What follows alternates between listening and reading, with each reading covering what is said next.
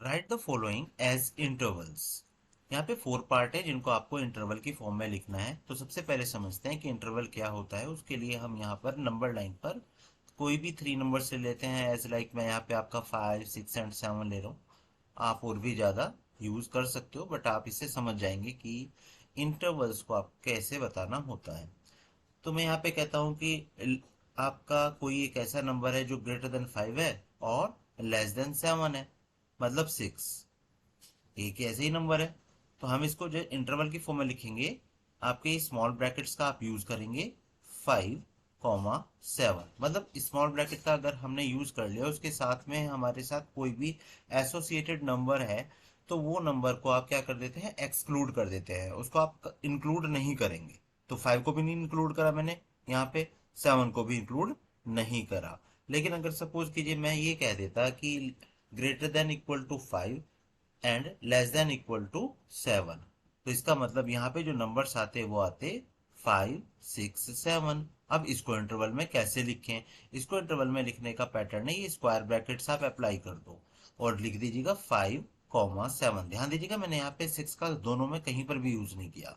तो ये 5 से तो स्टार्ट होना चाहिए और 7 तक जाना चाहिए। मतलब स्क्वायर ब्रैकेट में आपको ये समझ में आया कि नंबर का इंक्लूजन हुआ, उनको हमने इंक्लूड करा दिया। ये चीज हुआ करती है।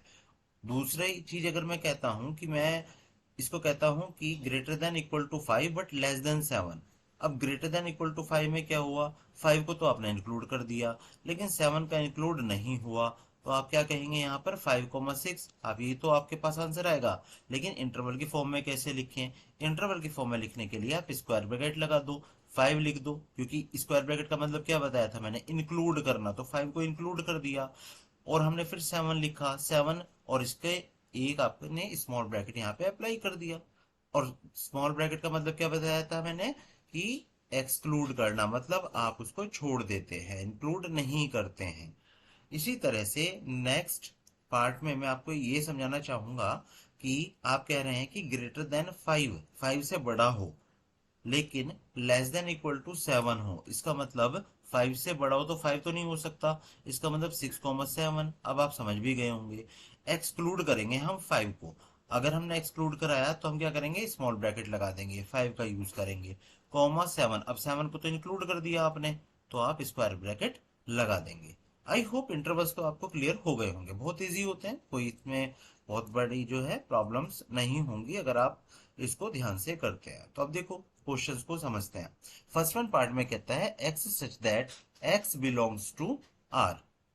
और यहाँ पे जो यूज किया जा रहा है -4 से बड़ा। देखो यहाँ पे इक्वल टू का साइन नहीं है, इक्वल टू का साइन नहीं है। और यहाँ पर देखिएगा ये कह रहा है लेस देन इक्वल टू 6, -4 से तो बड़ा होना चाहिए और 6 या 6 से छोटा होना चाहिए।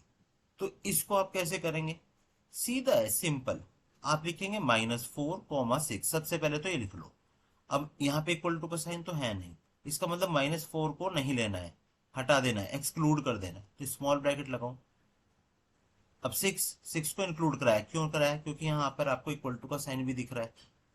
दैट्स वाई हम यहाँ पर क्या कर देंगे, स्क्वायर ब्रैकेट अप्लाई कर देंगे। लीजिए हो गया आपका इंटरवल रेडी। सेकंड पार्ट देखते हैं। -12 से लेकर -10 तक, लेकिन -12 के इक्वल नहीं हो सकता और -10 के भी इक्वल नहीं हो सकता। तो सिंपल है, -12 लिखो, कॉमा -10 लिखो। यहाँ पे इक्वल टू नहीं है, तो आप क्या करेंगे, इसको एक्सक्लूड कराएंगे, स्मॉल ब्रैकेट। -10 भी नहीं होना चाहिए, उससे पहले पहले तक के लिए है ये। तो यहाँ पर भी आप क्या करेंगे, स्मॉल ब्रैकेट ही अप्लाई कर देंगे।